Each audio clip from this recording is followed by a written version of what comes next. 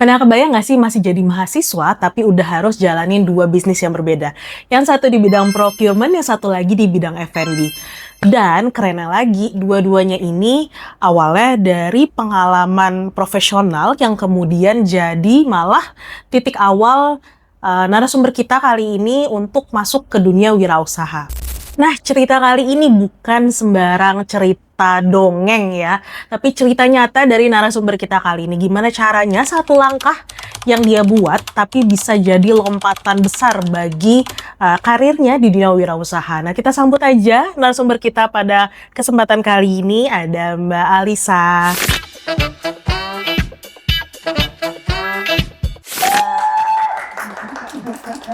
Oke, apa kabar Mbak? Sehat? Baik, alhamdulillah. Ibu Cita, Ibu Sita, sehat? Lagi agak musim sakit ya kayaknya ya. Jadi suara nih kayaknya agak bindeng-bindeng dikit ya Mbak ya. Tapi semoga kita lancar ya Mbak sampai Iya. terakhir. Oke. Nah Mbak Lisa, denger-denger Mbak Lisa sekarang punya 2 bisnis ya Mbak ya. Iya. Jadi kalau nggak salah ada di bidang procurement, satu lagi masih lanjut juga ya Mbak ya di F&B-nya yang Yume. Boleh nggak sih Mbak ceritain sedikit tentang apa sih masing-masing bisnis ini, mungkin produknya atau saat ini sedang berada di mana sih bisnisnya? Oke, makasih sebelumnya Ibu Cita. Jadi bisnisnya itu yang pertama adalah di bidang procurement. Jadi procurement ini namanya Procura. Jadi dia memposisikan dirinya sebagai curated procurement strategist. Jadi dia ini mengkurasi seberbagai macam produk yang dibutuhkan oleh homeowner sama arsitek. Jadi kalau misalkan kita lagi bangun rumah, terus habis itu kita bingung milih materialnya, kadang-kadang kalau misalkan kita datang sendiri ke suatu toko, itu kita pasti akan lebih membutuhkan banyak waktu atau malah bingung karena kebanyakan pilihan. Nah, kita menjawab kebutuhan itu dan ide ini tuh lahir dari pain point pribadi. Kalau misalkan kita milih barang atau milih barang material, terutama yang long lead item, itu tuh kadang-kadang lebih banyak ribetnya dibandingin enggaknya. Nah, jadi kita menjawab tantangan itu terlebih juga dengan latar belakang saya yang sudah belasan tahun di bidang procurement, jadi makanya memantapkan diri untuk membantu para customer yang membutuhkan. Nah, yang kedua adalah bisnis Yume, yang sebenarnya ide ini itu sudah ada dari semester 2 karena mata kuliah keterampilan berinovasi. Terus setelah itu dia ikut ke P2MW dan alhamdulillah lolos. Dan sampai detik ini Yume-nya masih terus jalan. Dan terkait kedepannya rencananya seperti apa, itu mudah-mudahan dia bisa ada di berbagai mall di Indonesia. Harapannya sih seperti itu. Oke, menarik nih Mbak. 2 sektor yang sebenarnya cukup beda ya. Tadi mungkin kalau untuk bisnis Procura sendiri, mungkin udah banyak juga kali ya Mbak ya pemainnya. Tapi mungkin nggak terlalu awam nih Mbak sama anak-anak muda. Boleh nggak sih Mbak dijelasin lebih dalam lagi sebenarnya industri ini seperti apa sih Mbak? Kalau untuk Procura sendiri ini? Ya, jadi industri Procura itu kalau kita menempatkan diri sebagai curated procurement strategist itu dia posisinya memang di tengah. Jadi dia ini sebagai konsultan juga yang membantu para homeowner dan para arsitek itu untuk mencarikan produk dan mengkurasi lebih tepatnya dari berbagai macam material yang dibutuhkan oleh properti. Dan di sini pada khususnya adalah properti yang premium karena rata-rata suatu hunian itu pasti membutuhkan long lead item. Jadi long lead item itu adalah barang-barang yang dibutuhkan 2-3 bulan sebelumnya. Nah, kadang-kadang kalau kita membutuhkan material itu pasti hampir selalu pasti agak molor dibandingkan tepat waktunya. Sehingga Procura ini bisa membantu para homeowner untuk mendapatkan barang yang tepat guna, tepat waktu, juga sesuai dengan taste-nya dia. Jadi sebenarnya kalau memakai barang yang ini itu sebenarnya seperti apa, atau misalnya mau mendesain rumah model seperti ini baiknya pakai produk atau barang apa gitu ya Mbak ya. Jadi sebenarnya bisa sampai ke sana ya. Jadi nggak cuma mengadakan barang, menjual, tapi juga jatuhnya barang dan jasa konsultan juga gitu ya Mbak ya. Iya, betul sekali Bu Cita. Terus tadi Mbak sempat disebut kalau mata kuliah keterampilan berinovasi itu akhirnya memunculkan ide bisnisnya Yume Ya. gitu ya. Nah, ceritanya gimana sih Mbak bisa sampai akhirnya, mungkin kan pengalaman Mbak Alisa banyak di procurement ya. Mungkin kalau bahan material rumah kan ya beda banget Mbak sama F&B, tiba-tiba Ya. ke F&B gitu ya. Nah itu gimana Mbak prosesnya akhirnya, kayaknya orang-orang juga perlu nih si Yume ini gitu. Oke, jadi saya cerita dari awalnya. Jadi awalnya itu sebelum ada mata kuliah keterampilan berinovasi, sebelum masuk ke mata kuliah itu, saya sebelumnya itu udah punya ide dan udah punya afirmasi kalau saya kedepannya akan buat bisnis minuman. Tapi yang lebih spesifiknya kesehatan. Sampai saya udah bikinin tuh logonya. Jadi logonya Yume itu udah jauh-jauh sebelum ada keterampilan berinovasi.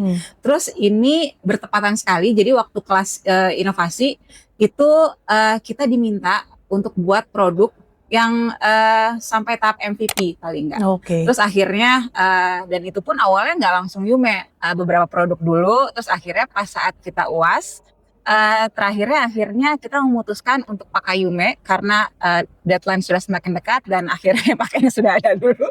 Jadi makanya pas MVP kita langsung sajikan dalam bentuk yang seminimal mungkin yang bisa kita hadirkan untuk MVP-nya tuh seperti apa di UAS. Terus habis itu kita dapat masukan yang cukup positif dari dosen-dosennya. Jadi makanya kita udah cukup ngerasa happy lah dari masukan beliau. Memang ada beberapa yang harus diperbaiki. Nah, seiring berjalannya waktu, lalu ketemu lagi dengan P2MW. Seiring berjalannya waktu itu makin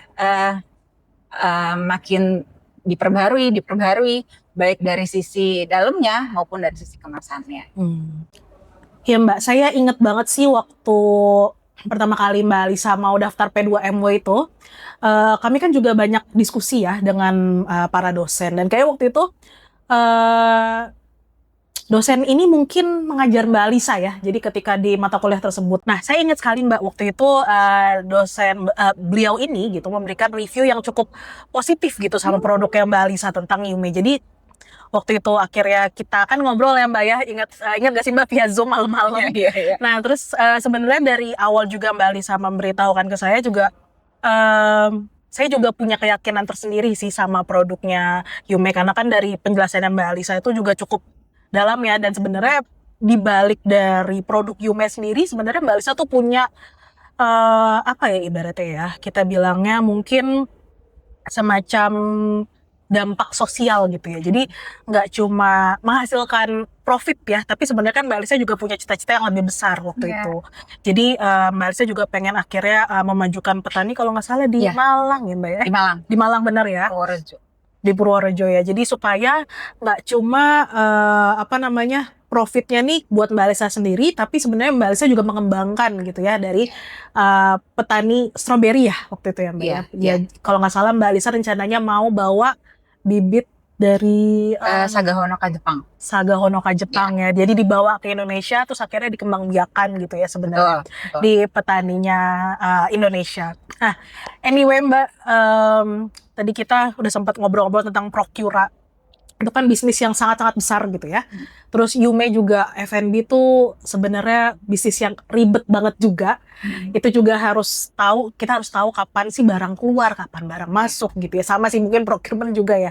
Nah, tapi Mbak Alisa kan saat ini juga sebagai mahasiswa gitu kan. Terus sudah mendekati tingkat akhir ya Mbak ya. Dan biasanya ini adalah waktu dimana kayaknya capek banget gitu ya. Nah, gimana sih caranya Mbak Alisa tuh supaya menjaga motivasinya gitu ya dalam menjalani kehidupan sebagai mahasiswa sebagai pebisnis Nah terus lingkungan kayak gimana sih Mbak? Maksudnya lingkungan terdekat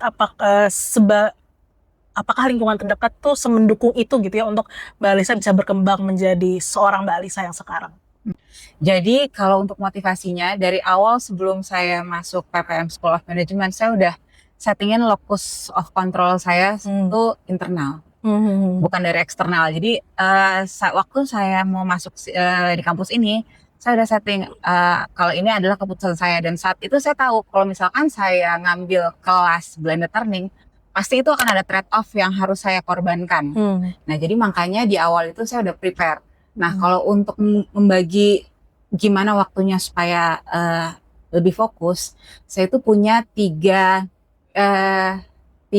trik atau strategi lah Gimana gitu ya. tuh Mbak? Menarik. Jadi yang pertamanya itu adalah saya punya blok waktu harian. Jadi kalau misalkan Senin itu ngerjain A, hari Selasa ngerjain B, hari Rabu ngerjain C, dan seterusnya. Jadi setiap hari-hari tertentu itu kalau udah ngerjain misalkan project terkait dengan Prokira, itu fokusnya hanya di itu aja. Walaupun tetap malamnya akan ada kelas, tapi hari itu ya fokus ngerjain itu aja. Jadi nggak bolak-balik ngerjain A, B, C, karena secara pikiran kita itu pasti akan kurang fokus sehingga hasilnya pasti kurang baik. Nah, itu yang pertama. Yang kedua itu adalah skala prioritas. Jadi kalau skala prioritas itu saya terbiasa buat to-do list itu pasti ada deadline-nya. Dan itu saya terbiasa ngasihin. Yang paling atas itu adalah yang deadline-nya paling terdekat. Jadi tinggal di setting-setting aja gitu. Dan deadline-nya udah pasti itu H-1 itu harus sudah selesai. Jadi skala prioritas itulah yang membantu saya untuk mengerjakan tugas dari PPM School, terus abis itu kedua pekerjaan dan aktivitas-aktivitas lainnya. Dan yang ketiga itu adalah yang tadi dibilang internal locus of control. Jadi internal locus of control ini penting banget untuk jaga komitmen kita supaya apa yang sudah kita putuskan di awal itu terrealisasikan sampai di akhir.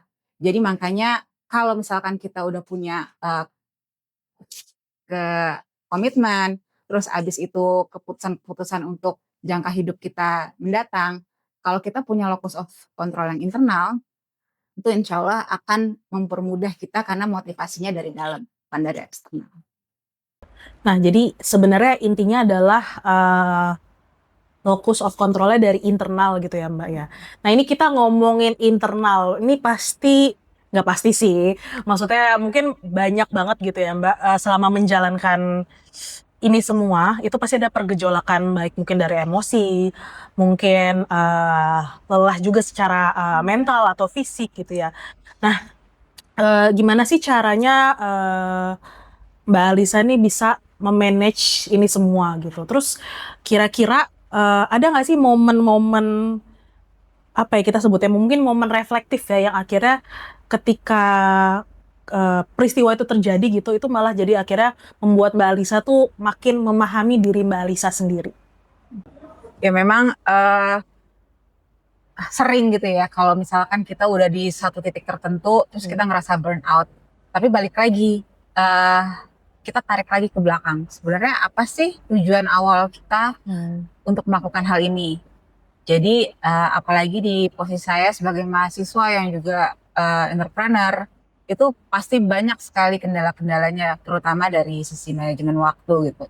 Terus kalau misalkan kita tarik lagi ke belakang, apa sih sebenarnya yang membuat kita tuh mengambil pilihan ini dalam hidup? Jadi makanya karena itu sudah diputuskan di awal, saya sudah memutuskan hal tersebut, jadi saya harus komit sama apa yang sudah saya lakukan.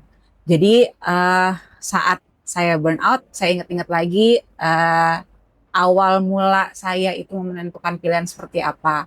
Nah, kadang-kadang untuk booster itu saya cek lagi ke belakang, kayak misalkan melihat tugas-tugas dari kampus gitu ya. Terus saya perhatiin lagi. Kadang-kadang tuh suka nanya gitu dalam diri sendiri, kok bisa ya saya ngelakuin itu gitu. Padahal kalau di saat saya lagi ngelihat PPT itu atau lagi lihat dari esai itu, kayaknya ini bukan saya yang bikin apa gimana gitu ya. Kayak beda orang ya Mbak ya. Cuman akhirnya seiring berjalannya waktu saya akhirnya paham ternyata kita sanggup kok, kita mampu. Cuman memang ada hal-hal tertentu yang harus kita korbankan, terutama mungkin waktu istirahat gitu ya. Ngobrolin soal waktu istirahat ya Mbak, kan katanya dikorbanin nih, tapi sebenarnya waktu istirahat itu kan penting banget buat diri kita sendiri ya. Mungkin Mbak Alisa buat healing gitu kalau sekarang mah namanya ya, buat healing gitu ya. Terus gimana sih Mbak kalau lagi burnout itu Kalau tadi kan caranya kalau secara kuliah ya Mbak ya, mungkin Mbak Lisa bisa looking back sama tugas-tugas yang entah waktu itu kayaknya siapa yang ngerjain gitu ya Mbak ya. Padahal sebenarnya Mbak Lisa sendiri yang ngerjain ya. Tapi kok pas dilihat lagi sekarang kok siapa nih yang ngerjain. Nah kalau misalnya waktu yang bener-bener me time nih Mbak. Mbak Lisa tuh biasanya ngapain sih? Biasanya waktu yang benar-benar me time itu saya benar-benar away atau matiin notifikasi handphone. Jadi yang berhubungan sama kantor, yang berhubungan sama eh, tugas-tugas itu diletakkan dulu. Terus terkadang kalau memang waktunya memungkinkan, itu saya traveling ke tempat yang memang saya belum datangin sebelumnya.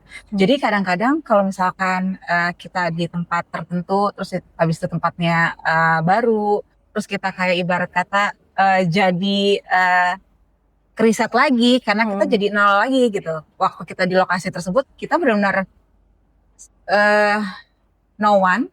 Terus habis itu kita juga mungkin secara budayanya beda, secara bahasanya beda, sehingga kita tuh kayak anak kecil lagi yang belajar sesuatu yang baru. Nah dari sana itu kita refresh lagi dan akhirnya malah masuk tuh ide-ide baru. Terus abis itu pengembangan diri dan justru dari perjalanan itu saya jadi belajar tanggung jawab sama diri sendiri. Terus kita belajar mandiri dan saat kita terutama ya saat kita solo traveling itu justru kita jadi lebih mengandalkan diri sendiri dan yang pastinya yang di atas, karena yang cuman bisa kita andalin ya saat kita lagi sendiri ya diri kita sendiri sama yang di atas gitu ya.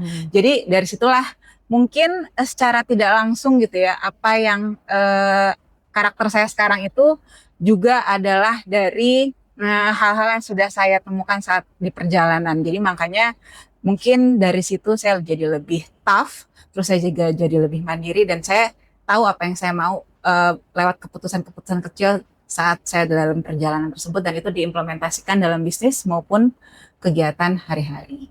Menarik banget nih. Jadi traveling itu sebenarnya nggak cuma soal seneng-seneng ya Mbak, tapi malah sama Mbak Lisa ini malah jadi reflektif, perjalanan yang reflektif banget gitu ya. Oh berarti Mbak Lisa tipenya tuh ini ya solo traveling. Kadang-kadang kalau di tempat tertentu yang memang saya nggak berani solo traveling, saya nyari temennya dulu dari jauh-jauh hari, kita udah beli tiketnya. Tapi kalau misalkan masih tempatnya itu masih bisa untuk kita jalan-jalan sendiri dan saya ngerasa yakin, saya lebih milih sendiri sih. Kayak ngerasa ya itu tadi, ngerasa refresh aja gitu. Mungkin saya agak relate nih karena saya juga seneng jalan-jalan di tempat yang apa ya, misalnya mungkin saya perginya entah sama keluarga atau sama temen, tapi ada momen satu hari di mana saya bisa keluar sendiri. Nah itu rasanya tuh kayak jadi apa ya, orang yang baru di tempat yang asing. Jadi kayak gimana sih Mbak, kayak perasaannya gitu kan sebenarnya. Kayak bener-bener gak bisa diungkapin aja gitu ya. Iya, jadi kayak ya happy dan akhirnya oh ternyata kita bisa loh ngelakuin ini. Nah menarik sih. Jadi saya nggak pernah mengambil sudut pandang reflektif itu sih Mbak sebelumnya. Tapi saya cukup relate nih sama Mbak Lisa yang bilang jadi orang apa ya? Jadi orang baru di negara atau di tempat yang asing gitu ya Mbak ya. Menarik. Ini pembicaraan kita sore hari ini seru banget nih Puppy Mates ya. Walaupun di luar ternyata baru berhenti hujan gitu ya. Udah terang lagi. Tadi sempat gelap banget. Tapi ternyata kayaknya semakin hangat nih Mbak pembicaraan kita ya. Iya. Kepo juga nih Mbak. Tadi udah sempat ngobrolin dunia bisnisnya Mbak Lisa, dunia kuliahnya Mbak Lisa. Nah, pengen tahu nih kita nih si Puppy Mates ini. Terus kira-kira gambaran masa depan yang mungkin Mbak Lisa inginkan gitu ya, mungkin 5-10 tahun ke depan bakalan ada gebrakan apa lagi sih Mbak? Oke. Jadi yang pertama itu kalau untuk kedepannya udah pasti lebih mendalami prokiranya. Jadi saya pasti akan lebih into it sama prokiranya gitu ya. Apalagi prokira itu kalau berdasarkan apa yang sudah dipelajari dan apa yang sudah di riset dari awal, prokira ini masuknya ke blue ocean market. Jadi makanya itu adalah sesuatu yang layak banget untuk didalami lebih lanjut karena masih banyak kesempatan dan peluang-peluang yang didalami di prokira. Apalagi sekarang dengan adanya digitalisasi, AI, itu pasti relate banget sama procurement. Nah, Mbak Lisa, kalau bisa dibandingin apa sih perubahan apa sih yang terjadi sebelum dan sesudah ketika Mbak Alisa mungkin masuk di PPM School ini? Oke, jadi perubahan yang paling signifikan yang saya rasain itu adalah komitmen diri. Komitmen diri dan manajemen waktu sih. Karena nggak mungkin kita bisa menyelesaikan berbagai macam aktivitas kalau kita nggak komit sama apa yang sudah kita putuskan di awal. Nah, jadi ada satu cerita. Jadi Harvard Business Review kan dia ada namanya Harvard. Nah, Harvard Advisory Board itu sebenarnya adalah eh, dia punya keanggotaan tertentu yang dari worldwide dan itu dipilihnya secara nggak tahu secara apa sama mereka dan itu tuh benar-benar invitation only. Jadi waktu awal-awal semester 1, 2, 3 itu kan kalau kita kalau kita dapat tugas materinya itu kan pasti dari buku utama. Nah terus habis itu kadang-kadang ngerasa kayaknya nggak cukup ya kalau dari buku utama aja. Jadi makanya saya ambil tuh dari beberapa sumber, salah satunya adalah Harvard Business Review.